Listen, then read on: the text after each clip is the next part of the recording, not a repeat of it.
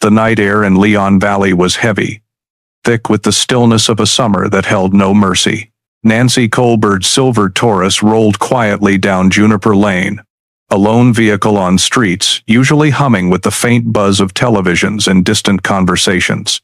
At 11:45 p.m., she sent her mother a single word via text: home. But she wasn't.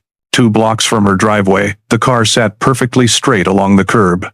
The driver's side door was unlocked. Keys rested in the ignition. Her old flip phone lay on the passenger seat, glowing faintly under the dim street light. No struggle, no signs of a fight. Nothing to explain why an 8-year-old girl had simply vanished into the night. Detective Vincent Rourke, young but sharp, arrived at the scene. His eyes traced the lines of the curb, the empty sidewalks, the way shadows hung over the neatly trimmed lawns. Something in the ordinary perfection of the scene made his stomach tighten. There were no signs, no witnesses, no reason to explain why this quiet street had become the site of a nightmare. Have you ever felt utterly powerless? That creeping sensation that the world you trust could collapse in a single heartbeat? That was Leon Valley on this August night. Before we start this shocking and heartbreaking story, if you enjoy powerful cold case stories like this, you may want to subscribe so you don't miss what's coming next. And let us know the country you're watching from in the comments. We truly love reading them. Leon Valley had always felt safe. Brick homes lined the streets with care, yards glowing under warm porch lights. The community prided itself on its low crime rate and neighbors who watched out for each other. Barbecues, soccer games, friendly waves. Life here was ordinary, comforting, and predictable. That night, all of that shattered. Neighbors were the first to notice the car, a gleaming anomaly in the quiet. Murmurs rose into panic as word of Nancy's disappearance spread. Phones rang, police cars converged, media cameras flashed. The sense of safety dissolved, replaced by a fear that crept into homes and across lawns. People whispered, unsure who could have committed such an act. Who could approach a young woman of the neighborhood and vanish without leaving a trace? Every familiar corner, every well-kept yard now felt threatening. Mothers clutched children closer. Men eyed neighbors with suspicion. The streets they had trusted became alien. The horror wasn't only Nancy's disappearance. It was the realization that someone could invade a community so ordinary, so familiar, and leave behind nothing but fear. Could you feel that creeping doubt that someone you pass every day could carry a hidden darkness? That uncertainty, that unbearable tension, is exactly what Leon Valley faced, a fear no one could explain, and no one could escape. Nancy Colbert was 18, full of ambition and energy, a girl on the edge of independence. She wasn't reckless. She was deliberate in every choice she made. Her Canon AE-1 camera was nearly always in her hands, capturing ordinary moments with extraordinary clarity. Her bedroom reflected her mind walls covered in pastel sticky notes, marking deadlines, goals, and her upcoming move to the University of Texas at Austin. Friends described Nancy as loyal, witty, and unforgettably bright.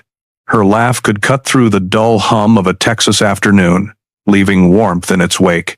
Family dinners, casual weekends, simple strolls through the neighborhood.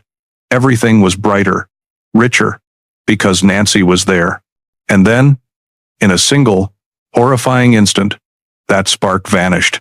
The tragedy wasn't only that Nancy had disappeared, it was the theft of her potential, the loss of a future she had worked toward, the abrupt severing of everything ordinary and promising in her life. Her parents, Diana and Walter, were left with a constant, unbearable question. Why? Their daughter's life had been structured, familiar, predictable. How could someone strike with such precision, so close to home, in a neighborhood where everyone knew each other? For the viewers, feel the weight of that injustice. A young woman, full of promise, planning her future, erased from her world in a single night. That raw, unfiltered grief, the anger, the pain, the hopelessness, is the pulse of this story. It is what keeps the audience hooked, what makes every clue, every moment, and every twist hit harder. Nancy's life, so full of light, had been snuffed out abruptly, leaving behind an absence that screamed louder than any sound.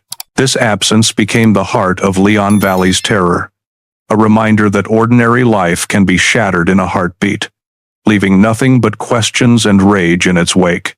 The scene on Juniper Lane was quiet, ordinary, almost deceptive. Nancy's silver Taurus rested on the curb, perfectly aligned, as though waiting for someone to return. The driver's side door swayed slightly in the warm night breeze. Keys rested in the ignition. Her phone lay on the passenger seat, glowing faintly. There were no notes, no signs of struggle, no hint of why an 8-year-old girl had vanished. Detectives scanned the vehicle and the street, puzzled by the absence of evidence. No fingerprints beyond Nancy's. No forced entry. No tire marks suggesting a hasty escape. The perfection of the scene was unsettling. It suggested control, patience, a predator who had acted with confidence in a neighborhood that believed itself safe. Neighbors' statements were fragmented, filled with hesitation. "I didn't see anything. She seemed fine leaving. I thought she went straight home." Everyone had witnessed fragments of her life, none revealing the danger closing in that night. And yet, there it sat. A car holding the final tangible connection to Nancy, standing as a silent question on a street she had driven countless times. The first clue of something unimaginable, an act so deliberate it defied understanding. The tension in that quiet street left everyone unsettled. For Diana Colbert, it was disbelief and rising panic. For the detectives, a gnawing frustration that the threads they could see offered no pattern, no clarity, no justice. Little did anyone know, the tiniest speck of matter scraped from under Nancy's fingernail, a piece dismissed at the time, would hold the secret that decades of searching could not uncover. Nancy Colbert was 18, a girl standing on the edge of everything she had dreamed her life could be. Every morning, she carried her Canon AE-1 camera, a lens through which she framed the world with clarity and precision, noticing details most people ignored. Each photograph she took was a piece of her curiosity, her desire to capture moments that might otherwise be lost. Her life was orderly, vibrant, and intentional. Walls in her bedroom were covered with pastel sticky notes, each one marking deadlines, personal goals, and reminders for her imminent move to the University of Texas at Austin. Everything had a place. Everything had a plan. Nancy trusted her life to the structure she had built, believing it would carry her safely forward. Friends and family loved her for her laugh, loud and unforgettable, a sound that could pierce the quiet of any afternoon. They loved her for her loyalty, her ability to notice small things, to care deeply without hesitation. She was insightful, bright, and astonishingly aware of the people around her. Do you remember the person you were at 18? The one who believed in a future yet to be written, full of possibility, promise, and independence? Now imagine losing that person not to illness, not to accident, but to someone who chose to erase them, leaving behind nothing but grief and unanswered questions. For her parents, Diana and Walter, the weight of that absence was suffocating. Her camera, still resting on the desk, her sticky notes clinging to the walls, and the quiet streets of their suburb all became reminders of the life that had been stolen. Nancy's world, carefully organized and full of light, was gone in an instant, leaving behind a silence that screamed with anger, sorrow, and disbelief. Nancy Colbert's presence was magnetic, subtle yet impossible to ignore. Among friends, she was the one who remembered birthdays without reminders, who noticed when someone was struggling, and who could lift a room with a single joke or a bright smile. Her friends trusted her completely, and she returned that trust with unwavering loyalty. At home, she was equally grounded. Diana Colbert watched her daughter grow with pride and unease, the kind of worry only parents know, the hope that their child would always make it safely through a world full of unseen dangers. Walter Colbert, though estranged, carried the same protective instincts, feeling the deep ache of distance and the wish that he could shield her from anything. Nancy's relationships were woven into the fabric of her daily life. Weekends spent laughing in the backyard, late-night conversations over homework, shared moments of excitement about college. It was these small, ordinary experiences that defined her. Each smile, each hug, each word left a trace of her warmth on those around her. Do you remember the bonds that shaped your own 18-year-old self? The friends you relied on? The family who held you close? The simple routines that made life feel safe? Nancy's life was filled with those connections, each one amplifying the horror of what would come. Her absence was more than physical. It was a tear in the lives of those who loved her, a gaping wound of uncertainty and fear. Every friend, every family member, felt the abrupt emptiness left behind. The world suddenly heavier, quieter, and infinitely less safe. Nancy Colbert's life was poised on the brink of new beginnings. In just a few weeks, she would leave for the University of Texas at Austin, ready to immerse herself in her studies, explore new friendships, and chase her dream of becoming a photojournalist. Every detail of her departure had been planned. Dorm arrangements, course schedules, packing lists, meticulously checked and rechecked. She carried with her the excitement of youth, the thrill of independence, and the quiet confidence of someone who had shaped her own path. Her camera would travel with her, a companion for documenting stories and moments that mattered. Each snapshot she imagined taking reflected not just her talent but her vision of a life waiting to unfold. Do you remember standing at your own crossroads at 18? The exhilaration of possibilities, the first taste of freedom, the sense that the world was opening wide before you? Nancy felt that too, every heartbeat fueled by potential, every plan a step closer to becoming the person she aspired to be. For her parents, the anticipation of her departure was a mix of pride and anxiety. Diana imagined the dorm room, the excitement of orientation, the letters and photos that would arrive from her daughter discovering life beyond Leon Valley. Walter, despite distance, felt the same tug, a hope that Nancy's careful planning and intelligence would keep her safe in the unfamiliar. And then, in a single, incomprehensible night, that future was stolen. The dreams, the excitement, the meticulous preparations all vanished, leaving behind a void filled with grief, anger, and unanswerable questions. The promise of tomorrow had been ripped away, replaced with the relentless ache of loss, and the desperate search for a reason that made no sense. The disappearance of Nancy Colbert did not just take a life, it ripped the heart from her family and sent shockwaves through her community.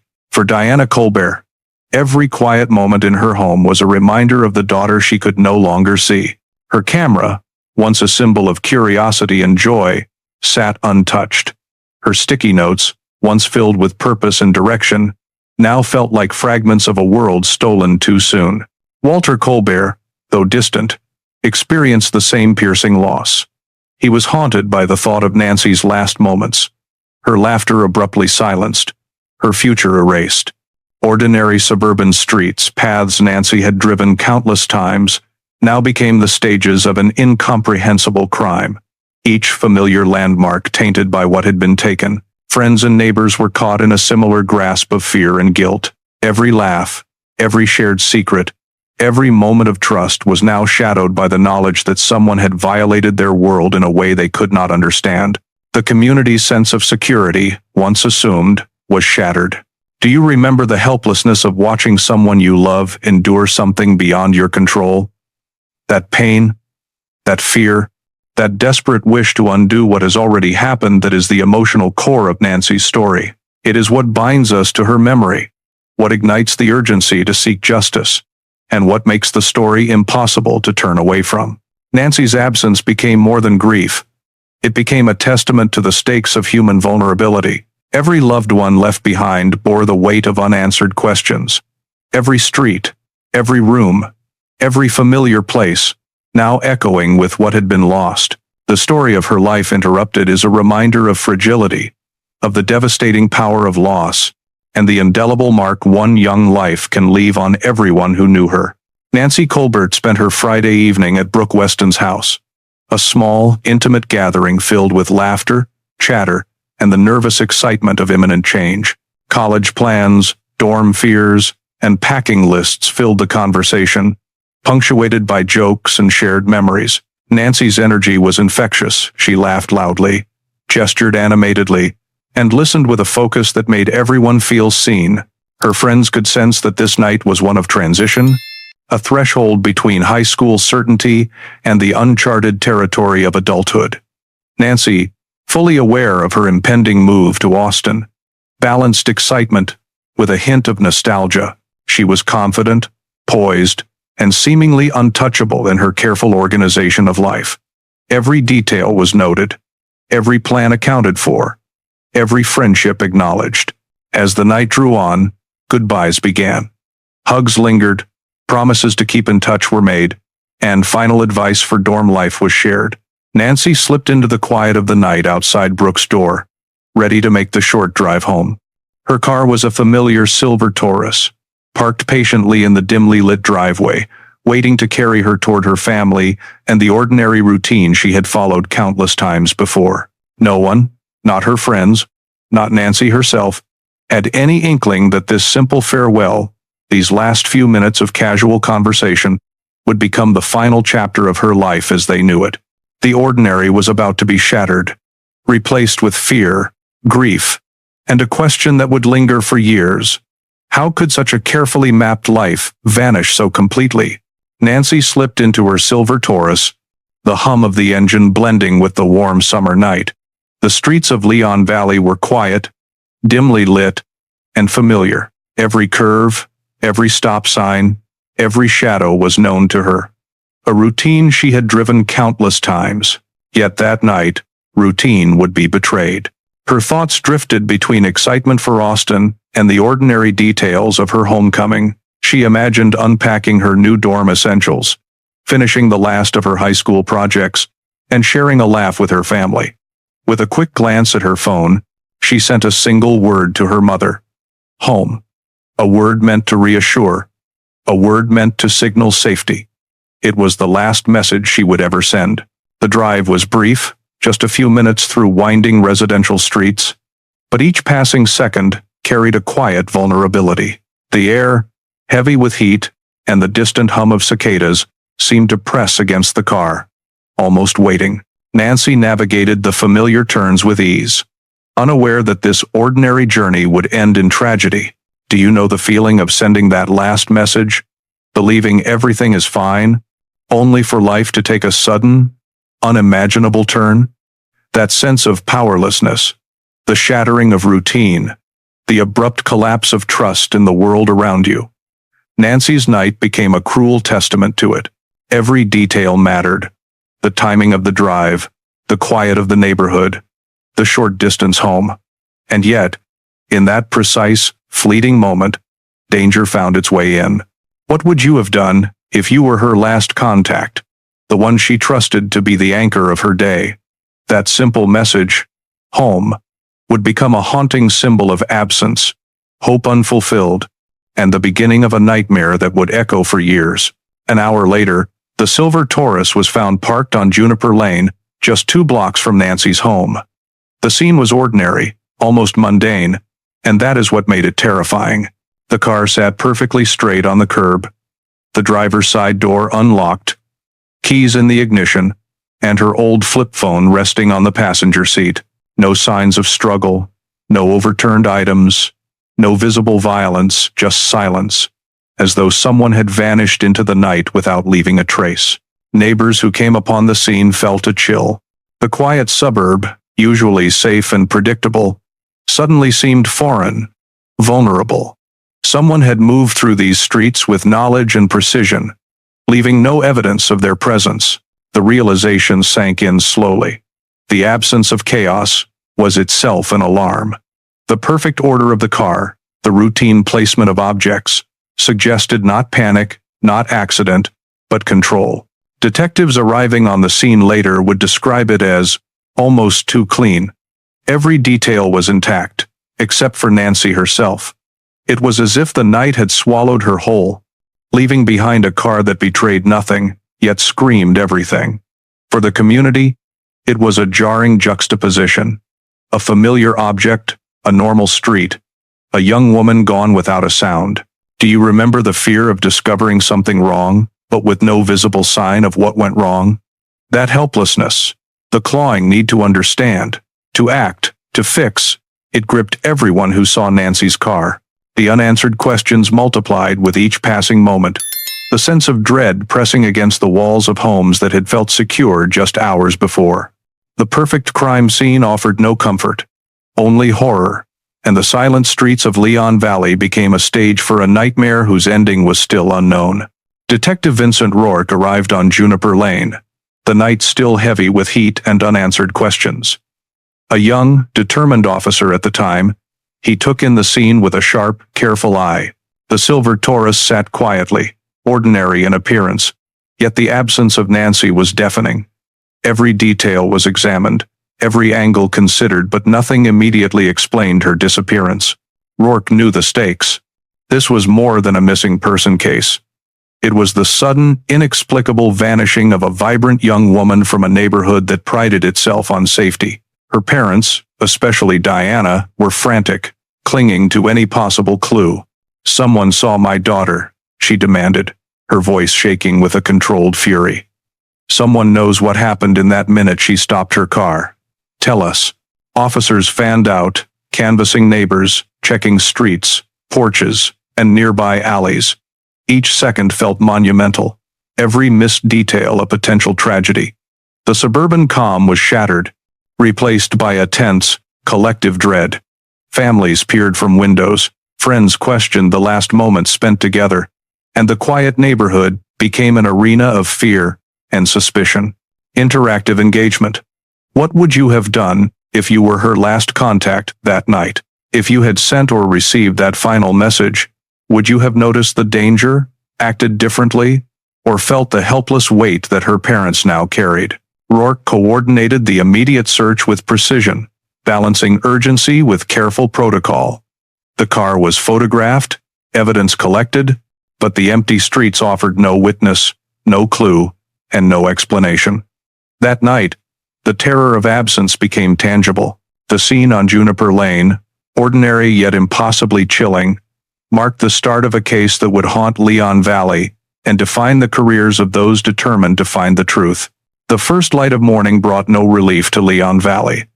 Instead, it revealed a community gripped by shock and fear. Neighbors who had moments earlier shared casual conversations over fences, now exchanged hurried, tense whispers. The quiet streets, once a canvas of suburban calm, were filled with the heavy footsteps of those determined to find Nancy. Volunteers moved through cul-de-sacs, sidewalks, and hidden alleys, calling her name into the oppressive morning heat. The hum of cicadas seemed louder, the air thicker, as if the neighborhood itself was holding its breath. Parents clutched phones, checking in with friends and relatives, tracing her last known steps, trying to stitch together the moments before she vanished. Every familiar corner, every lamppost, every tree became a potential witness to the unknown. The ordinary pathways of Leon Valley, once comforting in their predictability, now felt menacingly ambiguous. Every shadow and sound was scrutinized, every hesitation a source of suspicion. The frustration of helplessness settled over the community like a physical weight. People who had felt safe, who had walked these streets without thought, now experienced a fear that pulsed through their veins. This wasn't just concern for Nancy. It was the realization that an invisible threat had slipped into their midst, claiming someone they knew, someone they trusted. In this tense, chaotic dawn, the search became more than a quest for answers. It became a reflection of vulnerability, a test of endurance, and a demonstration of collective anguish. Every footstep, every call, every anxious glance carried the weight of hope and despair intertwined. The day had begun, and with it, the search that would stretch the neighborhood's courage, patience, and resilience to its limits. Word spread quickly through Leon Valley. Friends, neighbors, and anyone who knew Nancy joined the search, their faces pale with worry and determination. Flyers were printed, phone trees activated, and messages sent across every available network. The quiet suburb transformed into a hive of urgent activity, every familiar corner, alive with people scouring for answers. Neighbors who had shared morning coffee hours ago now moved through streets with a shared purpose, calling out Nancy's name into empty yards and overgrown lots. Each unanswered echo intensified the dread in their hearts. Parents checked and rechecked routes, wondering if their children had crossed paths with danger, while teenagers retraced familiar paths, hoping to find a clue hidden in plain sight. The community's unity was palpable in its fear and resolve. Strangers became allies, forming ad hoc search parties, exchanging sightings, and questioning every unusual movement. Yet, despite the energy and cooperation, a gnawing anxiety persisted. The absence of leads, the lack of witnesses, the quiet that followed each desperate call, even as hands moved tirelessly, scanning fences, shrubbery, and drainage ditches, the realization settled in. Nancy was missing, and her presence was no longer guaranteed anywhere. Each passing minute without word pressed heavier on hearts already burdened with fear. The search was not just for a girl, it was for the restoration of safety, of trust, of peace that had been shattered in an instant. This communal effort, driven by urgency and love, was a testament to the strength of ordinary people confronting the unimaginable. Yet beneath the determination, a shadow of helplessness lingered, a silent reminder that the night had taken more than a girl it had seized, the certainty of safety from every home along Juniper Lane. By mid-morning, the calm of Leon Valley had been shattered by the relentless arrival of cameras, microphones, and reporters. News vans lined the streets, their flashing lights cutting through the heat, while anchors delivered updates to audiences far beyond the neighborhood. The suburban quiet was replaced by the harsh intrusion of flashing lenses and shouted questions, a spectacle that intensified the community's unease. In the midst of the chaos, Diana Colbert stood with a raw, unwavering presence. Her eyes, red from sleepless nights, scanned the crowd, searching for anyone who could offer a fragment of truth. She stepped forward, her voice carrying through the din, sharp and demanding. "Someone saw my daughter. Someone on Juniper Lane knows what happened in that minute she stopped her car. Tell us." Her plea struck a chord. Residents felt the weight of helplessness, the guilt of uncertainty, and the desperate urge to do something, anything. Words like fear, panic, and grief intertwined, palpable in every glance exchanged on the crowded sidewalks. The media amplified the emotional tension, broadcasting the neighborhood's pain to a city and beyond, while the search continued around them. Diana's presence was a beacon of unflinching resolve amid confusion and fear. Her demand for answers was not just a call to the public, it was a message to the invisible perpetrator, a reminder that Nancy's absence would not be tolerated. Her courage resonated deeply, yet it also heightened the community's tension, exposing the fragility of their assumed safety. The intrusion of the media, combined with Diana's raw emotional appeal, transformed the morning into a crucible of anxiety, hope, and frustration. Every moment underscored a single truth. The neighborhood had been irrevocably changed, and the path to understanding what had occurred remained obscured, taunting them with unanswered questions. If you're still watching at this point, you might as well subscribe so you don't miss the next one. As the day wore on, the frenetic energy of the search began to clash with a harsh reality. There were no leads. Neighbors retraced Nancy's steps, volunteers combed every possible corner, and police continued methodical canvassing, yet each effort returned empty-handed. The streets that had seemed familiar and safe now felt alien, marked by absence and unanswered questions. The quiet became oppressive. Every rustle in the bushes, every distant car, every footstep on a sidewalk was examined with suspicion and dread. Families who had once trusted the night to be ordinary now faced the terrifying truth. Someone had intervened, and no one had seen. The sense of vulnerability pressed on the community, stretching nerves and hearts to the breaking point. Despite exhaustive efforts, witnesses were nowhere to be found. Each conversation with neighbors, each phone call to friends and family, offered only fragments of routine and normalcy. None of them could explain Nancy's disappearance. The absence of evidence was itself a loud and cruel reminder. The perpetrator had acted with precision, leaving nothing to grasp, no misstep to follow. And yet, Even in the midst of fear and frustration, one small clue waited in plain sight, unnoticed and underestimated. Buried within the scene, trivial to the untrained eye, was the fragment that would eventually pierce decades of silence and grief. For now, it remained a secret, a dormant witness to the crime, quietly defying the panic around it. The community's dread was matched only by a relentless hope. In the faces of those searching, in the collective determination to not let Nancy disappear into memory, the story of the vanished girl became a mirror of every fear, every question, and every desperate wish for justice that had yet to arrive. 31 days after Nancy's disappearance, a maintenance worker trimming brush near a remote quarry 10 miles north of Leon Valley made a horrifying discovery. Amid the dense thicket and uneven terrain, partially concealed by overgrown brush, were the remains of the young girl who had vanished from Juniper Lane.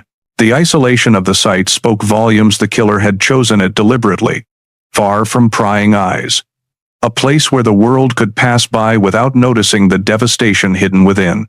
The news traveled swiftly, carrying with it shock that rippled through the community. Families who had held on to hope now confronted the grim reality of Nancy's fate. The quiet suburb, already shaken, felt the weight of grief settle deeper. Residents struggled to reconcile the image of the vibrant teenager with the tragic scene uncovered in the remote wilderness. For the police, the discovery triggered a flurry of action. Photographs were taken, evidence carefully catalogued, and the site examined from every angle. The quarry's isolation, while intended to obscure, offered a cruel clarity. The perpetrator had acted with premeditation and understanding of the area. Each fragment of the scene told a story, silent yet screaming for attention. Detectives immediately recognized that the case had shifted from a missing person to a homicide investigation. Every detail became critical, every scrap of evidence a potential breakthrough. The community's shock intertwined with fear and anger, fueling an unspoken demand for justice. In that moment, the quiet world of Leon Valley was replaced by the harsh truth of violence, loss, and the beginning of a meticulous search for answers that had eluded them for over a month. Investigators combed the remote quarry with painstaking care. Every item, every fragment of debris, and every trace of contact was catalogued, photographed, and bagged. The scene, though isolated, yielded a wealth of physical evidence, some obvious, some nearly imperceptible. Yet among the multitude of collected items, one piece went almost unnoticed. A minuscule fragment lodged beneath Nancy's perfectly manicured fingernail. At first, it seemed insignificant. It was small, dark, and easily dismissed as environmental debris, a tiny imperfection in a larger, tragic scene. Police labeled it, sealed it, and placed it on a shelf. Their attention was instead drawn to a more obvious lead. A narrow path leading away from the body, disturbed soil, and footprints that appeared to suggest a route of entry and exit. Days of analysis followed, chasing leads that ultimately revealed nothing. The contrast between the meticulous search and the tiny, overlooked speck created a quiet tension. To the trained eye, it might have been nothing. To those who understood the potential of touch evidence, it was a whisper of truth waiting to speak. A single speck could hold the entire truth, one forensic technician noted years later, hinting at a breakthrough no one at the time could anticipate. While the quarry yielded heartbreaking confirmation of Nancy's death, it also offered the seed of eventual justice. The overlooked fragment, almost invisible to the investigators of 2005, would one day become the key that unlocked the mystery. For now, however, it remained dormant, a silent witness to a crime that had frozen a community in fear and grief. In the weeks that followed, the investigation spun into a maze of false starts and dead-end leads. Detectives focused on paths and footprints that seemed promising, chasing the faintest impressions left in the dirt and gravel around the quarry. Every tip from neighbors, every reported sighting, was pursued with intensity, but none of it led to Nancy's killer. Attention turned briefly to Gavin Thorne, a socially awkward neighbor with a curious presence. His movements and history were scrutinized, but alibis and logs quickly cleared him of suspicion. As focus shifted from one theory to another, the tiniest details, the ones that could have cracked the case, were overlooked. The investigative team, though diligent, became locked in patterns that led nowhere. The larger narrative took shape around the idea of an opportunistic stranger passing through San Antonio, someone unknown, faceless, and fleeting. This theory provided a comforting, if false, resolution for the shaken community. Yet the precise placement of Nancy's car, the calm order of the crime scene, and the proximity to familiar streets told a different story, one that was intimate, local, and calculated. Meanwhile, the minuscule fragment beneath Nancy's fingernail gathered dust in an evidence bag, its importance unseen and unappreciated. It was the silent witness the investigators failed to recognize, waiting quietly for a future when science and persistence would grant it voice. Even as the case appeared stalled, the sense of urgency never dissipated. The frustration of chasing leads that led nowhere amplified the community's anguish and the family's grief. Every misstep, every tunnel vision, only tightened the emotional knot surrounding Nancy's story, making the eventual breakthrough all the more powerful when the truth finally emerged from a speck no one had noticed. The news of Nancy's death rippled through Leon Valley like a shockwave. Parents clutched their children, neighbors exchanged wide-eyed glances, and the once comforting streets became reminders of vulnerability. Every home felt the weight of the tragedy. Every conversation carried the unspoken question: how could someone vanish so completely from their familiar world? The police continued their investigation, but progress was painfully slow. Leads dried up, and the trail grew colder with each passing day. The initial urgency of the search gave way to methodical, yet frustratingly stagnant procedures. Residents watched the detectives work tirelessly, yet the lack of concrete results created a gnawing anxiety that refused to abate. Amid the despair, the tiny speck under Nancy's fingernail remained untouched, locked away in evidence, a secret holding the key to justice. Its significance, invisible to the eyes of the 2005 investigation, symbolized the gap between what was seen and what was real, a truth waiting silently for its moment. The community's grief was layered and complex. Parents feared for their own children, teens whispered warnings to one another, and adults replayed Nancy's last known movements in endless loops. The quiet suburb had become a place of collective mourning and lingering suspicion. Trust, once taken for granted, fractured in the shadow of a crime that seemed impossibly intimate. Even as the case grew colder, a thread of hope remained, tied to the invisible evidence no one yet understood. The tiny fragment, seemingly inconsequential, quietly held the power to shatter assumptions, illuminate the past, and bring closure to a family and a neighborhood frozen in shock. In the wake of Nancy's disappearance, suspicion quickly fell on familiar faces. Gavin Thorne, a quiet, socially awkward neighbor, became the focal point of the investigation. His reclusive habits and unpredictable manner made him an easy target for concern and gossip. Police interviewed him thoroughly, tracing his movements, analyzing his interactions, and probing every detail of his life. Neighbors whispered about his oddities and behaviors, scrutinizing each gesture, each glance. Their unease grew with every unanswered question, magnifying the community's fear. Families felt a fragile sense of security crumble as they considered the possibility that danger might have been living among them, watching unnoticed. Despite intense scrutiny, every piece of evidence cleared Gavin of involvement. Alibis were verified, logs confirmed, and inconsistencies were explained. He was not the perpetrator. Yet the emotional toll lingered. The community's anxiety had already been stirred, leaving a residue of mistrust that could not be easily shaken. The focus on Gavin demonstrated a common, human pattern.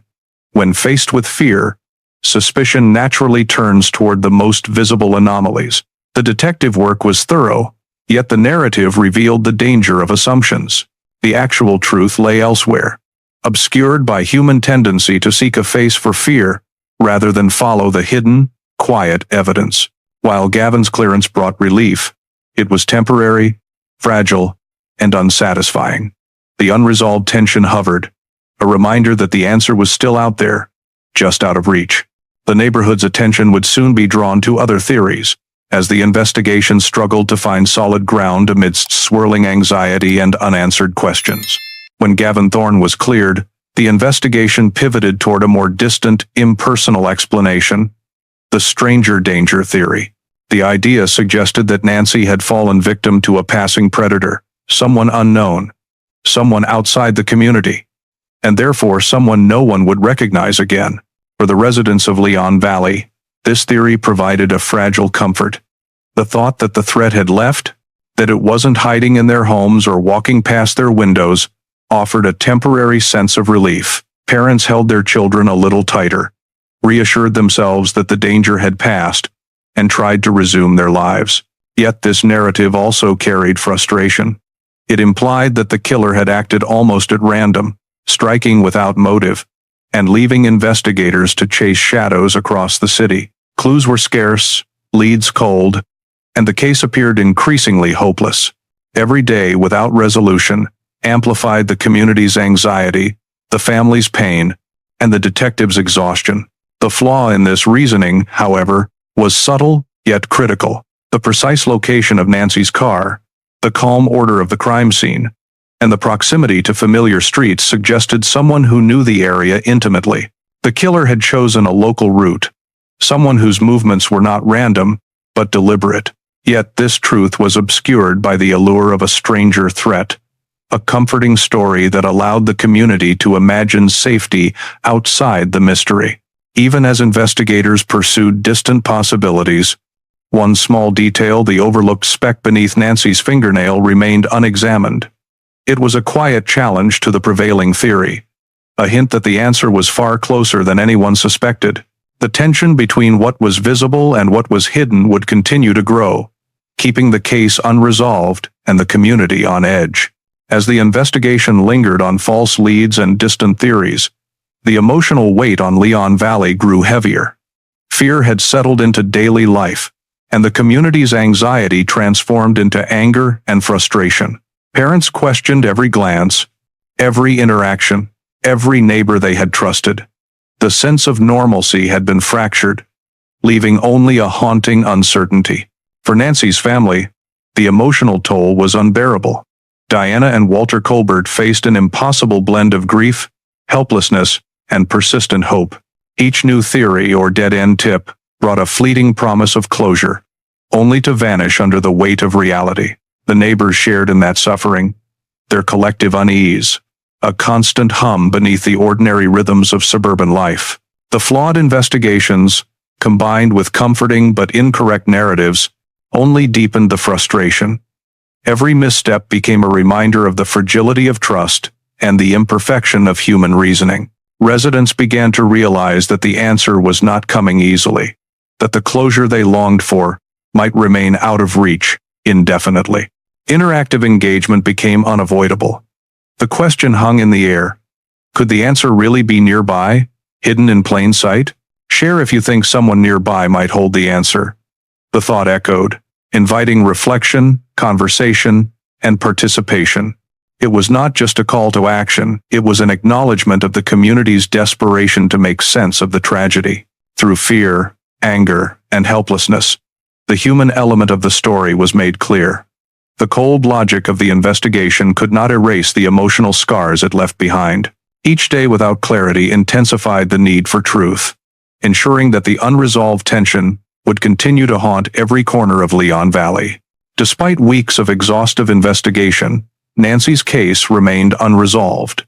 Leads that once sparked hope had faded into nothing, and the community's anxiety hardened into a lingering, almost oppressive uncertainty. The detectives, though diligent, had reached the limits of the tools and methods available in 2005.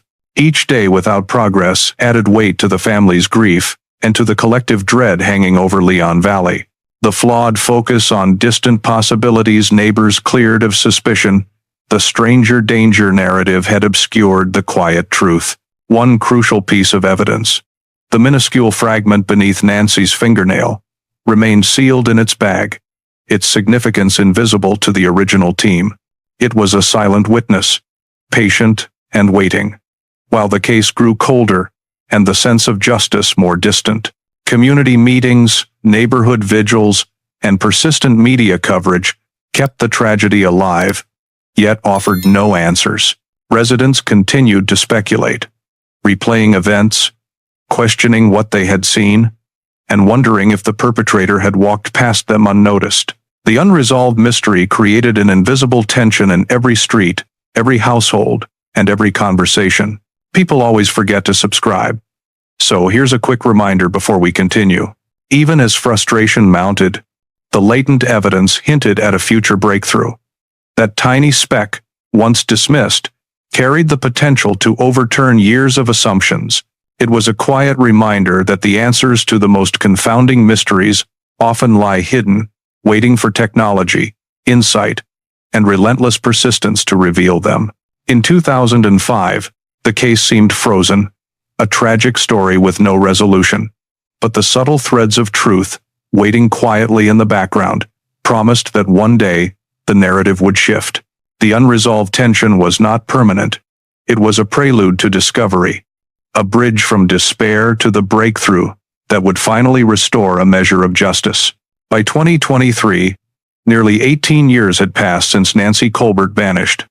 Leon Valley had moved forward, its streets quiet once more. But Captain Vincent Rourke had not. The unsolved case had become a shadow trailing every decision he made. Every promotion, every commendation, felt hollow, while Nancy's file remained open on his desk, a constant, unrelenting reminder of failure and responsibility. Rourke's persistence was not born of duty alone. It was fueled by a personal need to make right what had gone wrong, to honor the memory of an 8-year-old girl stolen from her life and family. The decades had not dulled his focus. If anything, they had sharpened it. With each passing year, the subtle clues that were once overlooked gained significance in his mind, forming a mosaic of questions demanding answers. Determined to confront the gaps left by outdated methods, Rourke initiated a systematic cold case audit across all unresolved investigations. Each file, each forgotten piece of evidence, was examined with new eyes. It was meticulous work, grueling and often frustrating. But he knew that only persistence could bridge the gap between past oversights and present possibility. As he reviewed Nancy's case, he realized that the investigation's true potential had never been fully realized. Tools, technology, and methodologies available in 2005 had their limits. But now, with advances in forensic science and genetic genealogy, even the smallest fragment could reveal monumental truth. The case had been frozen in time, but Rourke was determined to thaw it, to transform years of silence into discovery, and to finally deliver justice. The weight of decades hung heavy, but so did a quiet hope that diligence, expertise, and the relentless pursuit of truth could at last illuminate what had been hidden in plain sight for nearly 2 decades. Detective Alana Chavez arrived with a reputation for precision and innovation, specializing in forensic analysis and genetic genealogy. She represented the cutting edge of investigative science, a discipline barely recognized in 2005. When Rourke entrusted her with Nancy Colbert's file, she approached it with a mix of curiosity and skepticism. Chavez quickly noted the limitations of the original investigation. The stranger danger theory, once comforting to the community and investigators alike, now appeared overly simplistic. Every detail suggested a more intimate, deliberate act. Someone local. Someone who had walked past Nancy's life unnoticed, yet carried out a calculated crime. Her eyes lingered on the old files, the photographs, the handwritten notes, and the carefully catalogued evidence. What stood out was the tiny fragment beneath Nancy's fingernail, a piece dismissed as environmental debris in 2005. It was small, almost invisible, yet Chavez recognized it as a potential key. Modern technology, she knew, could reveal what the investigators of the time could not. A genetic fingerprint, a silent witness preserved for nearly 2 decades. Chavez's dedication was quiet but intense. She approached each piece of evidence with methodical care, understanding that breakthroughs often emerge from patience and attention to minute details. Every lead was tested, every theory challenged. She was relentless in her pursuit of clarity, knowing that even the smallest oversight could keep a family in pain for years longer. Together, Rourke and Chavez formed a partnership of experience and innovation. His persistence met her technical mastery. The combination of old determination and new technology promised the chance to finally lift the weight of silence.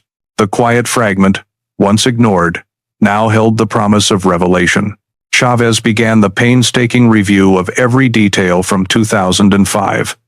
Files, photographs, notes, and physical exhibits were carefully examined, each reevaluated under the lens of modern forensics. What had once seemed insignificant could now hold the power to rewrite the story. The old evidence whispered secrets previously unreachable, waiting for the right tools to reveal them. The investigators of 2005 had done their best with the resources available, but time and technology had since transformed the possibilities. What had been invisible to the naked eye or inconclusive through old methods could now be analyzed for DNA traces, fingerprints, and genetic markers. Chavez understood that patience and precision were essential. Rushing through the evidence could mean missing the critical detail that had evaded discovery for nearly 2 decades. Her focus returned repeatedly to Nancy's fingernail fragment. Small, almost dismissible, it had been sealed and forgotten in a bag labeled as debris. To most, it was a minor, unremarkable remnant of a crime. To Chavez, it was a clue with the potential to shatter the silence. Each analysis of the evidence was methodical, with careful notes cross-referenced against the crime scene and original reports. The tension grew with every re-examination. The old investigators' tunnel vision, their focus on strangers or misdirected suspects, had obscured the truth. Now, armed with new techniques and insight, Chavez could see patterns that had been hidden, inconsistencies waiting to be reconciled, and the faint traces of a killer who had operated quietly and locally. The quiet promise of discovery was palpable. Every moment Chavez spent revisiting the evidence brought the possibility of closure closer. The past was no longer static. It was ready to speak, and the small, overlooked fragments held the key to unlocking Nancy's story. At the heart of Nancy's file lay the smallest of clues, a minuscule fragment hidden beneath her fingernail. In 2005, it had been dismissed, labeled as environmental debris. Now, in 2023, that tiny speck carried the weight of possibility, the potential to unravel nearly 2 decades of silence. Chavez recognized immediately that this fragment could hold the answer the community had long sought. Using advanced touch DNA technology, even the few skin cells lodged within could reveal a genetic profile of the perpetrator. It was an extraordinary leap from the limits of past forensics, where such traces would have been meaningless. The speck, once insignificant, now gleamed with promise. Every step was calculated. Chavez documented the fragment's origin, ensuring the chain of evidence remained unbroken. She understood that the success of modern technology depended on preserving the integrity of the smallest details. One misstep could erase the breakthrough from reach. Her hands moved carefully, deliberate, as if aware of the years of grief that hinged on this moment. The tension was quiet but electric. A single, overlooked speck had the power to illuminate the identity of a killer who had walked freely through Leon Valley for decades. It symbolized hope for Nancy's family, a long-awaited chance for justice, and the end of 20 years of uncertainty. This tiny fragment was no longer debris. It was the catalyst for revelation, the spark that would ignite the investigation's final arc. Within its microscopic cells lay the truth, waiting patiently to be awakened by the persistence of Rourke and the expertise of Chavez. The story was on the brink of transformation. Nearly 2 decades after Nancy Colbert vanished, the small fragment under her fingernail had remained sealed, almost forgotten. To most, it was just a tiny remnant of a tragic crime, a sliver of debris lost among hundreds of pieces of evidence. To Detective Alana Chavez, it was the heartbeat of the investigation, the fragile thread that could finally tie the mystery together. As she carefully removed the fragment from its long-neglected bag, the weight of history pressed in. Each second held decades of grief, frustration, and unanswered questions. The small object was almost laughably inconspicuous, yet it had carried Nancy's story quietly through time, waiting for someone capable of listening.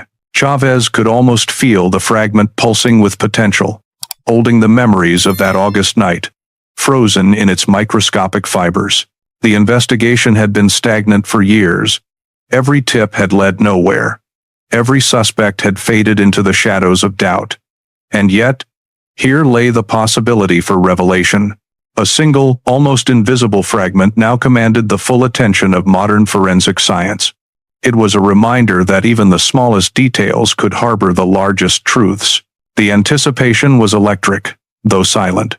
Chavez handled the fragment with deliberate care, knowing that any contamination could erase decades of hope. She paused, reflecting on the family who had waited for answers all these years, and the community whose peace had been shattered. Could something so small finally speak for the silenced? Could the tiniest piece of evidence unlock a truth that had eluded investigators for 20 years?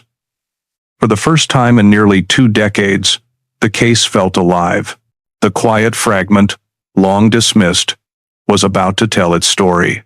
Touch DNA is a modern forensic breakthrough, and in simple terms, it allows investigators to recover genetic material left behind by the slightest contact. A handshake, a brush of skin against an object, even the briefest touch can leave traces of DNA. What once would have been invisible and meaningless can now be amplified, analyzed, and matched with astonishing precision. For the fragment under Nancy's fingernail, this meant that the tiniest skin cells, once overlooked as debris, could finally reveal the identity of her killer. The process begins with careful collection to avoid contamination, followed by extraction and amplification in a controlled laboratory. Each step magnifies the microscopic evidence, turning a sliver of material into a viable genetic profile. It's the difference between silence and revelation, between decades of uncertainty and the possibility of justice. Chavez watched as forensic scientists prepared the fragment, the laboratory buzzing quietly with the intensity of focused work. Every moment heightened the anticipation this tiny speck, a nearly invisible remnant of tragedy, could speak in a way that no witness, no testimony, had ever been able to. For almost 20 years, the truth had been trapped in a fragment so small it could have been dismissed by anyone. Now, technology offered it a voice, a chance to illuminate the darkness that had settled over Leon Valley and Nancy's family. It was both scientific and emotional, a tangible demonstration that even the most overlooked clue can hold monumental power. The possibilities stretched ahead, both terrifying and exhilarating. What would this tiny fragment reveal? Could it finally break open a case that had haunted the community for decades? The moment felt historic, as though the past and present were poised on the same edge of discovery. The moment had arrived. The tiny fragment, long dismissed as insignificant, was placed under the scrutiny of touch DNA analysis. Chavez and the forensic team watched as the laboratory equipment worked with delicate precision, isolating the faintest genetic material left behind by the killer. Hours passed, each second heavy with anticipation.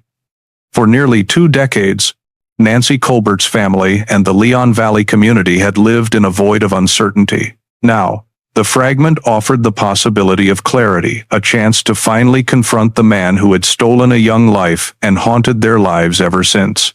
Then, the breakthrough. A clean male DNA profile emerged. It was astonishing in its clarity. A genetic signature that had survived the passage of time, hidden in plain sight beneath a fingernail. For almost 20 years, the truth had been locked away in something so small it could have been swept aside, dismissed, and forgotten. Chavez's voice was quiet but steady as she relayed the discovery. The profile didn't yet match anyone in the criminal database, but it was a starting point, a bridge between past failure and present possibility. The tiniest fragment, once overlooked, had now spoken louder than any witness or alibi ever could. The significance was impossible to overstate.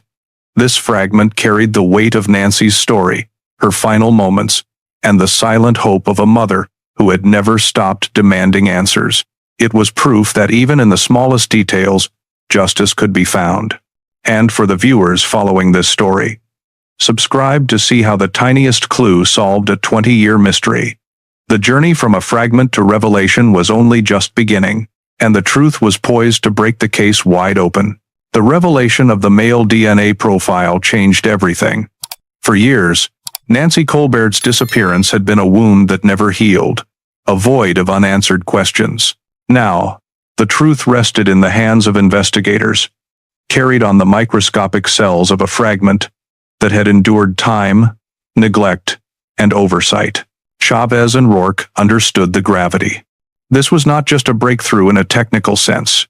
It was the reopening of hope, the validation of decades-long grief, and the final push toward justice. The tiny fragment had transformed into a beacon, guiding the investigation toward a resolution that had long seemed impossible. The implications for Nancy's family were profound. Each piece of evidence now carried meaning. Each lab result resonated with the weight of the past. The parents who had waited 20 years for answers could finally see a path forward. For the community, the discovery was a reminder that the perpetrator had been hiding in plain sight, and that patience, persistence, and scientific progress could illuminate the darkest truths. Yet, the discovery also carried tension. The profile pointed toward the existence of a living suspect, someone who had walked through Leon Valley during those lost years, unknowingly passing by neighbors, vigils, and memorials. The weight of realization pressed on the investigators. This was more than science. It was the turning point that could end a nightmare or expose even deeper fractures in the community's trust. The tiniest fragment had spoken. What it revealed would direct the next stage of the investigation, the genealogy search that would narrow the field, expose the hidden connections, and bring the suspect within reach.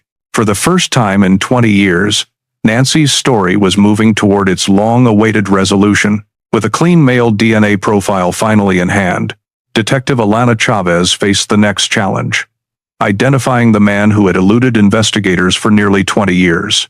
Traditional databases yielded nothing. There were no prior arrests, no criminal record, no immediate leads. But the breakthrough had opened a new door, one that technology and patience could exploit. Chavez turned to forensic genetic genealogy, a method that had recently solved some of the most complex cold cases in the nation.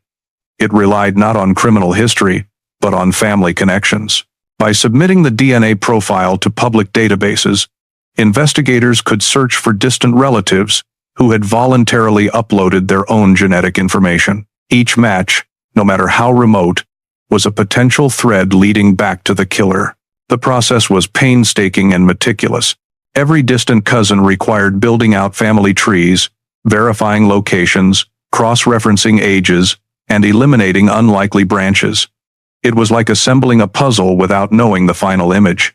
Months passed with slow, deliberate progress, the investigators navigating a vast web of relatives scattered across the country. For Nancy's family, each report brought a cautious sense of hope. After nearly 2 decades of waiting, of asking why and who, there was finally movement. The DNA, once inert and silent, was beginning to speak, pointing toward a story written in the chromosomes of a hidden family network. The stakes were high. Each connection brought them closer to the truth, but also deeper into tension. Every distant cousin analyzed was a step toward revealing a man who had lived in plain sight all along.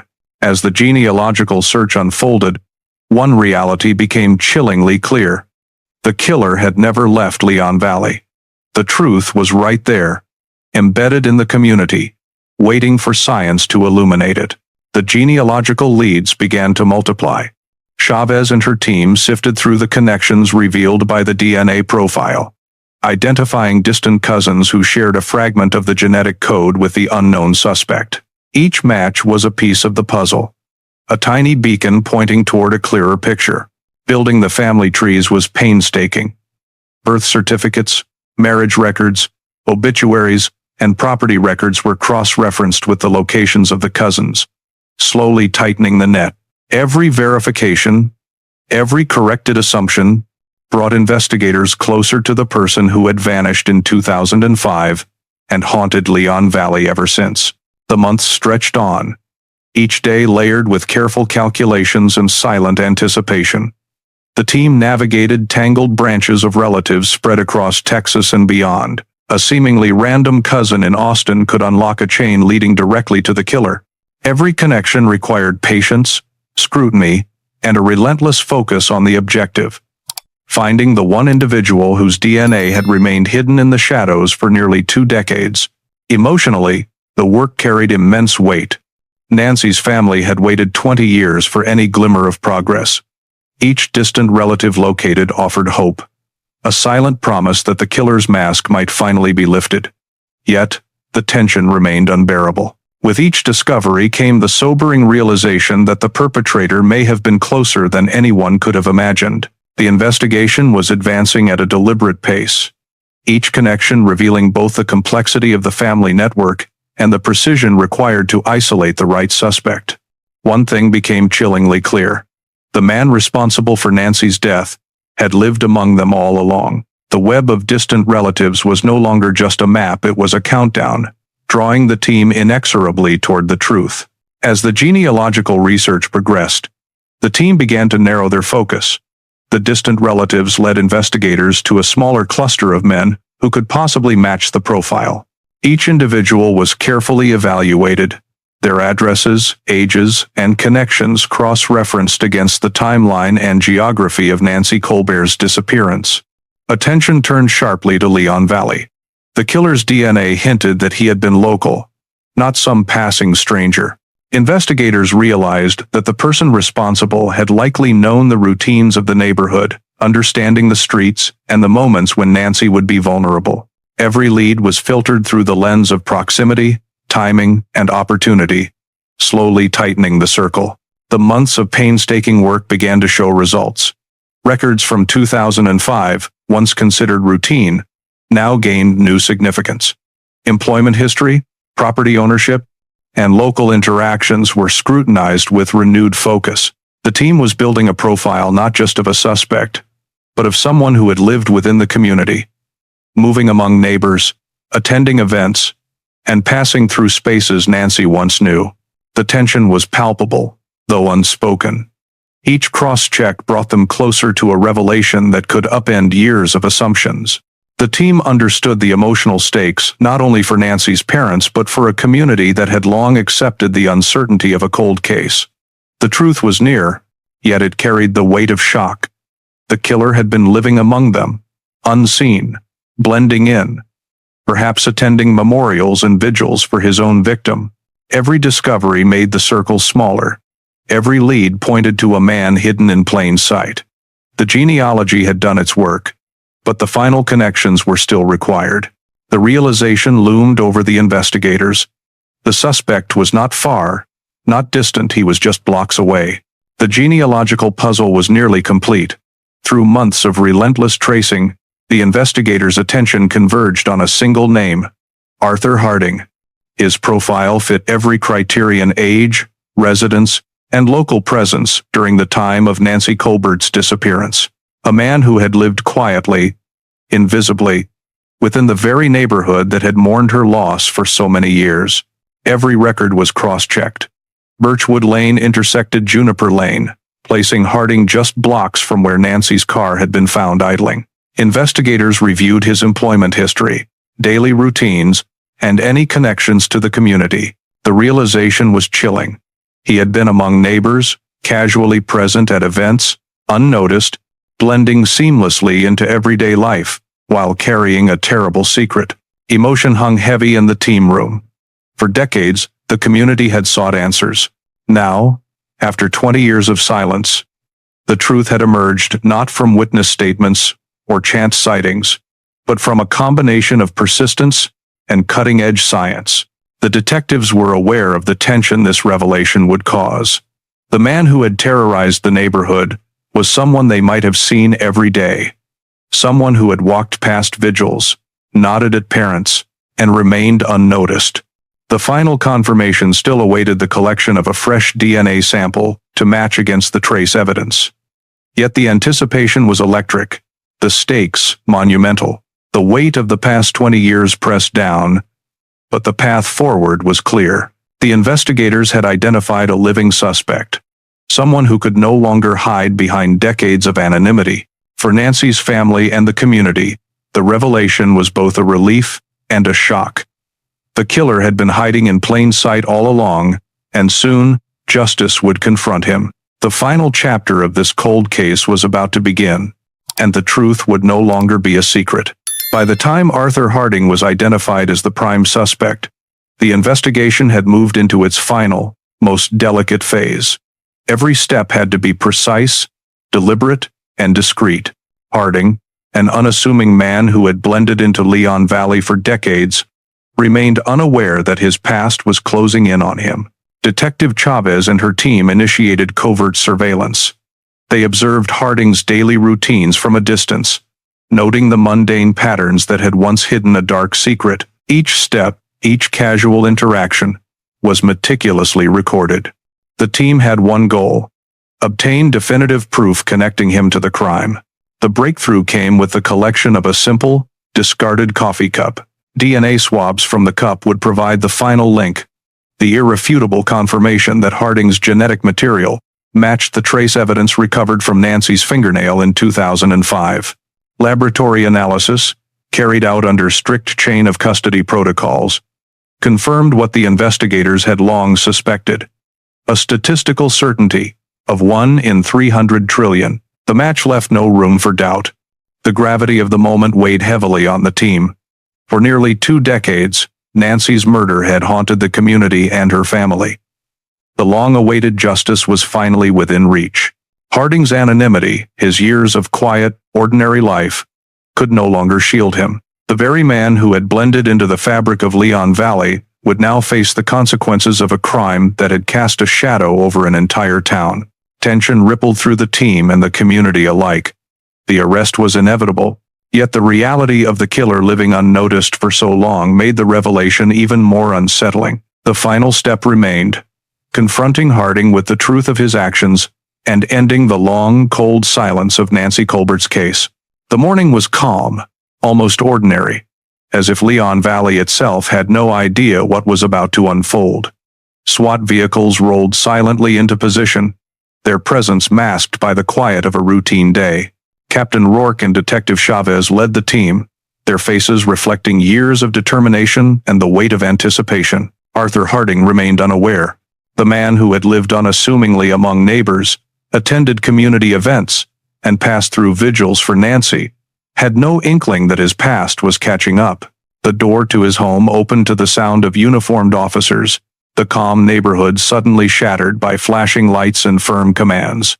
Harding was taken into custody without resistance, a quiet man suddenly at the center of a storm he could no longer escape. The arrest sent ripples through the community.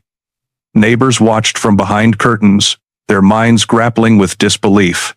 The man who had been a background fixture for 20 years, the one who had nodded at them, smiled in passing, seemed ordinary, was the very person responsible for a tragedy that had haunted Leon Valley.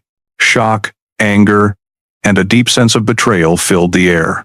For the detectives, the moment was both victory and solemnity. Years of cold case work, painstaking analysis, and relentless pursuit had culminated in this quiet, decisive action. Harding's presence in the neighborhood, unnoticed for so long, underscored a chilling truth: evil can hide in plain sight, and even the most ordinary facade can conceal a monstrous act. The stage was now set for the confrontation that would reveal Harding's motive, and the community braced itself to hear why a life had been taken over a fleeting, trivial spark. The nightmare that began in 2005 was finally entering its final chapter. Inside the sterile interrogation room, Arthur Harding faced the weight of undeniable truth. Detective Chavez laid out the evidence with precision. The tiny fragment of DNA from 2005 now matched beyond any doubt to Harding's genetic profile. Each fact was presented calmly, methodically, leaving no room for denial. Harding's composure cracked. The man who had lived quietly among neighbors, attended community events, and participated in vigils for Nancy Colbert, finally revealed the dark simplicity of his crime. His motive was neither elaborate nor grandiose. It was a fleeting moment of anger, a clash of minor frustrations, and the opportunity that followed. Road rage, he admitted, had driven his actions. Nancy's brief honk earlier that night, a minor inconvenience to most, had become an obsession in Harding's mind. When he saw her car idling, he saw a chance to assert control, to satisfy a fleeting, twisted need. The confession stunned the investigators. The horror was compounded by its ordinariness. The killer was not a distant predator or a carefully plotting criminal. He was someone who could be a neighbor, a colleague, or even a friend.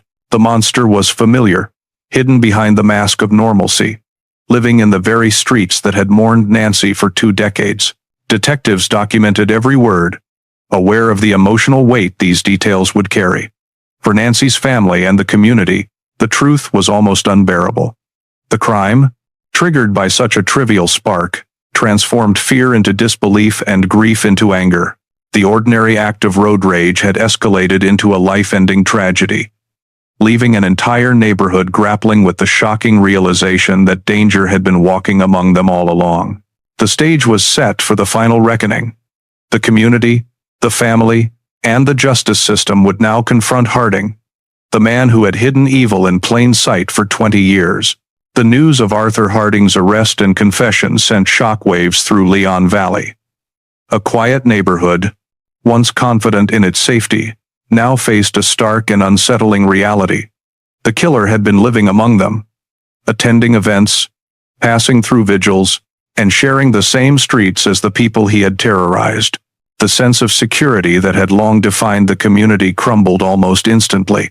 Neighbors grappled with disbelief and anger. How could they have waved to him, shared casual conversation, or even smiled at a man capable of such violence? Conversations turned cautious. Every familiar face was measured. Every interaction weighed against the horrifying truth. Parents held their children a little closer, wary of the invisible threat that had lurked for decades. The community's collective trust, built over years of neighborly life, had been shattered. For Nancy's family, the arrest brought a complicated mix of relief and devastation. Diana Colbert, whose strength had carried her through endless vigils and public appeals, felt a grim closure forming. Walter Colbert, too, confronted a flood of emotions: pain, relief, and the finality of knowing the person responsible had been held accountable. The weight of 2 decades of uncertainty began to lift, replaced by a raw, enduring grief, and the satisfaction that justice, at last, would be served. The arrest and confession also sparked reflection and debate among the broader public. Comment threads filled with questions. Could this happen in your community? People shared their own experiences, realizing how close they might have come to danger without knowing it. The story became a cautionary tale, a reminder that evil can hide behind ordinary facades, and that vigilance, compassion, and awareness remain essential in every neighborhood. The community of Leon Valley had survived the revelation, but its innocence had been irrevocably altered. The long, cold shadow of Nancy Colbert's disappearance finally met the light of truth, leaving an indelible mark on everyone who had lived through the haunting years. The quiet streets of Leon Valley, once humming with the routines of neighborly life, became a stage for disbelief and horror. Word of Arthur Harding's arrest and confession traveled faster than anyone could process. A man who had shared their sidewalks, smiled at children, and attended neighborhood gatherings was revealed as the killer who had haunted their community for nearly 2 decades. Conversations that once revolved around mundane details, barbecue plans, school events, local errands, shifted instantly to whispers of suspicion and fear. Familiar faces, once a source of comfort, now carried the weight of potential threat. Parents exchanged uneasy glances, recalling small, ordinary interactions with Harding that suddenly felt menacing in hindsight. The sense of safety, so deeply rooted in routine, had been shattered overnight. Neighbors wrestled with a mixture of anger and betrayal. How could they have overlooked the signs? How could someone so ordinary commit an act so brutal? Every wave, every friendly nod, every brief encounter now seemed fraught with danger. Leon Valley had been living under an illusion of security, and Harding's exposure tore that illusion apart, leaving a raw wound that no amount of explanation could immediately heal. The emotional resonance was profound. People questioned their judgment, their awareness, and the very fabric of the community they had relied on for decades. A shadow lingered in the streets, a reminder that the ordinary can conceal extraordinary evil. The arrest forced Leon Valley to confront a reality that was both terrifying and impossible to ignore. The killer had been walking among them, hidden in plain sight, for 20 years.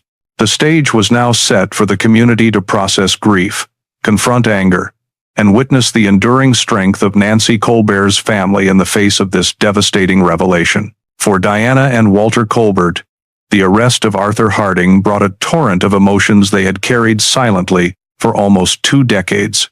Relief surged through them, a heavy, almost paralyzing weight after years of uncertainty. Yet grief, anger, and sorrow remained tightly interwoven, refusing to loosen their grip. The life of their daughter, stolen in her youth, could never be restored, and the joy of resolution was tempered by the stark reality of irretrievable loss. Diana, in particular, embodied a fierce resilience. Through vigils, billboards, and endless public appeals, she had transformed her anguish into unwavering determination. Now, facing the confirmation of Harding's guilt, that same resolve persisted. Her eyes, steeled by years of searching, revealed both the pain of loss and the quiet triumph of justice finally catching up. Walter, too, navigated the complex blend of relief and heartbreak. The knowledge that the person responsible was held accountable, offering some solace amidst the enduring grief. The family's ordeal became a mirror for the community, highlighting the human cost of unsolved crimes. Every neighbor, every acquaintance, and every observer was reminded that Nancy was not just a case file or a statistic. She had been a vibrant young woman, full of promise and potential, whose absence left a void that time could not fill. As the Colberts faced the finality of Harding's confession, the story became a testament to their resilience. They had survived the uncertainty, the long wait, and the gnawing pain of unanswered questions. Their courage in confronting the unimaginable loss served as both inspiration and a sobering reminder of the fragility of safety and the enduring impact of evil hidden among the familiar. The revelation of Arthur Harding's crime ignited a storm of discussion beyond Leon Valley. Social media, news outlets, and community forums became arenas for debate. Had justice been delayed for too long? Or was it finally served? Opinions clashed, reflecting the deep unease that lingered long after the arrest. Some argued that decades of silence had allowed the killer to escape detection, while others marveled at the breakthrough achieved through science and dogged persistence. Community members wrestled with their own sense of responsibility. Conversations echoed the unsettling thought. How many times had they unknowingly shared a smile or a greeting with the man who had destroyed Nancy's life? The ordinary, once comforting, now carried the shadow of doubt. Trust, the bedrock of community life, was suddenly fragile, and people reconsidered what they had taken for granted for years. Public debate extended into questions of morality and justice.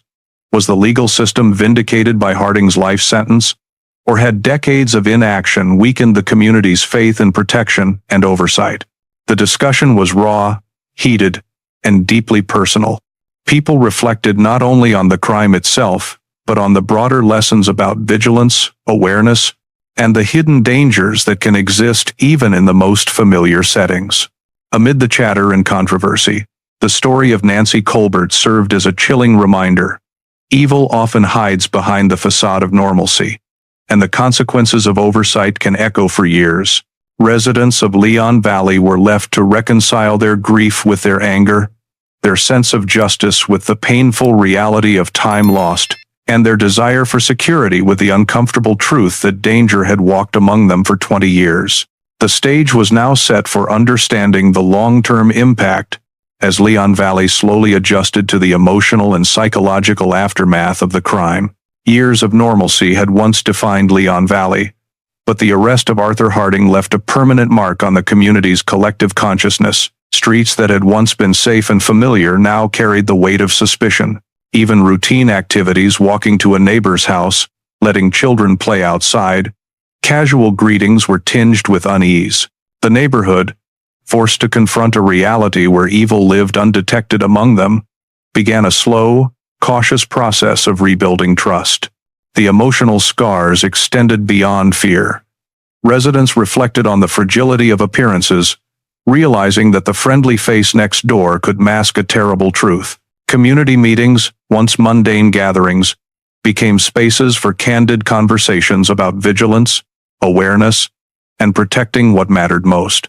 Local schools, churches, and youth organizations worked to restore a sense of safety, often referencing Nancy's story as a cautionary example of the hidden dangers that can lie in wait.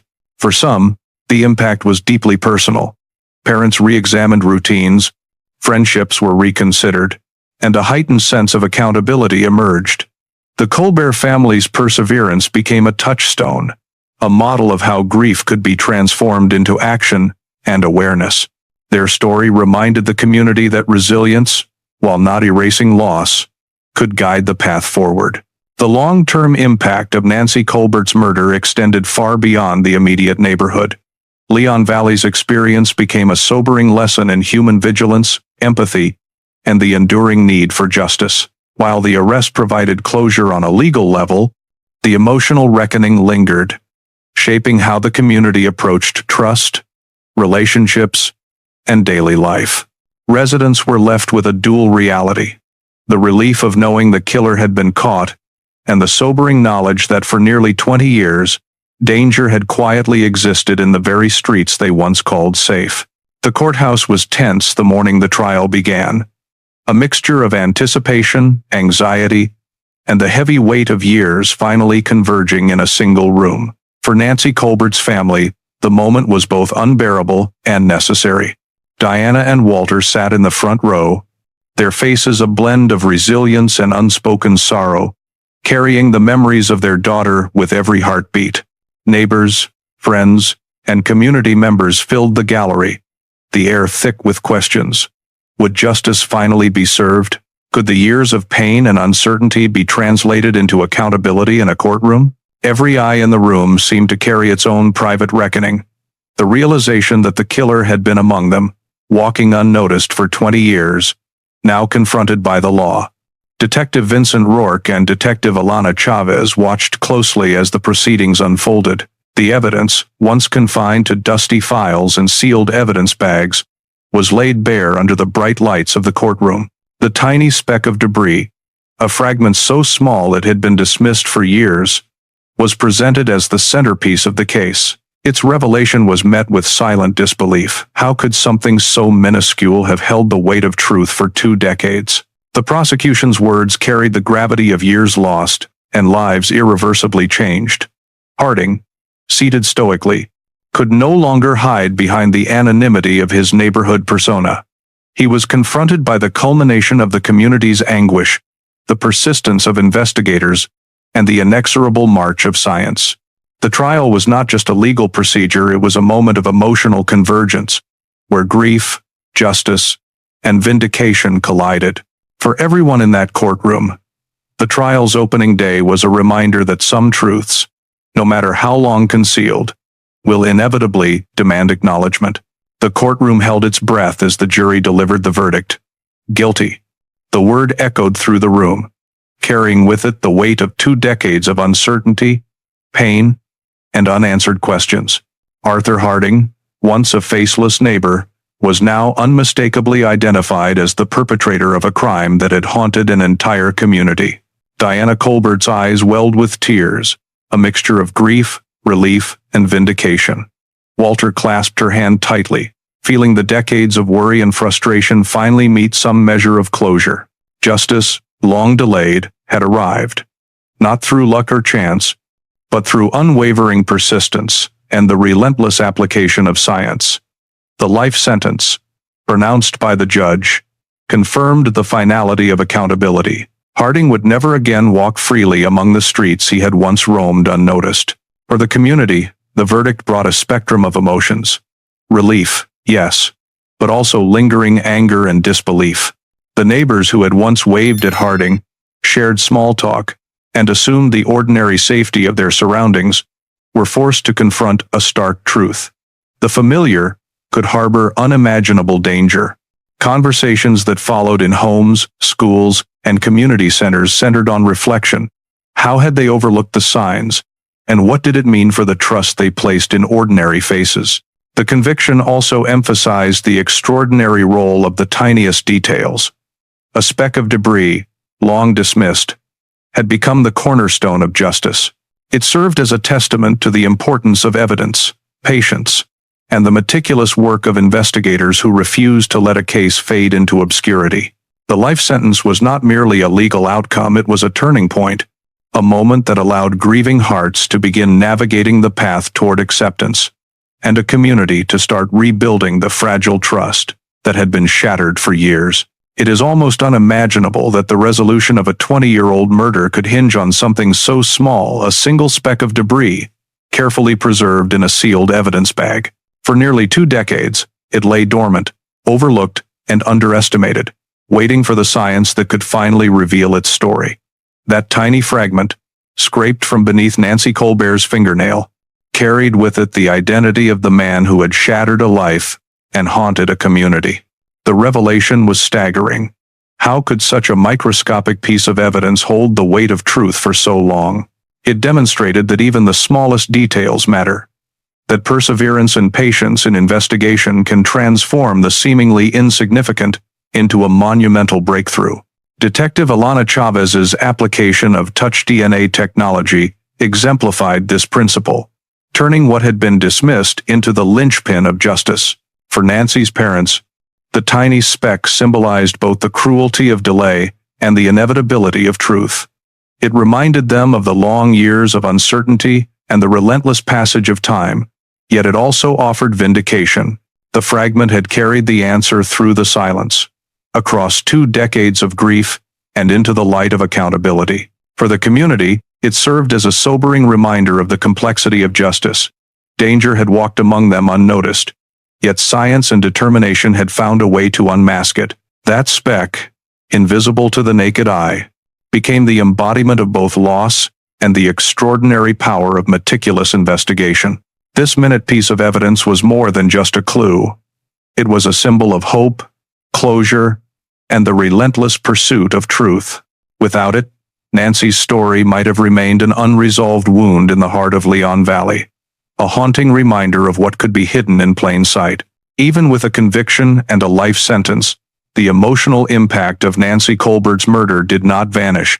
The community of Leon Valley, once confident in its quiet streets and neighborly trust, had been forever changed. Ordinary faces, familiar routines, and everyday interactions now carried the memory of what had been hidden for 20 years. The sense of safety, the unquestioned assumption that evil belonged somewhere else, had been shattered. Diana Colbert, standing after the trial, carried both the weight of loss and the relief of truth revealed. Her grief remained raw, yet it had been transformed into a hard-earned acknowledgement of justice. For her, the closure was bittersweet. No verdict could restore her daughter, but the knowledge that the perpetrator had been held accountable offered a measure of solace. The story of the tiny speck beneath Nancy's fingernail became a cautionary tale for the wider community. It reminded everyone that danger can hide behind ordinary appearances, and that sometimes the most critical evidence is almost invisible. The painstaking work of investigators, the leap of science, and the dogged persistence of those unwilling to let the case fade were now etched into the narrative of Leon Valley. This enduring scar was not just a mark of tragedy, but a lesson in vigilance, resilience, and the power of relentless pursuit. It spoke to the need for communities to hold on to awareness, to challenge assumptions about safety, and to remember that the smallest details can carry the heaviest truths. As the courtroom emptied and life began to resume outside its walls, the story lingered not as a closed chapter, but as a permanent echo. Subscribe and stay vigilant. Truth can lurk closer than you think.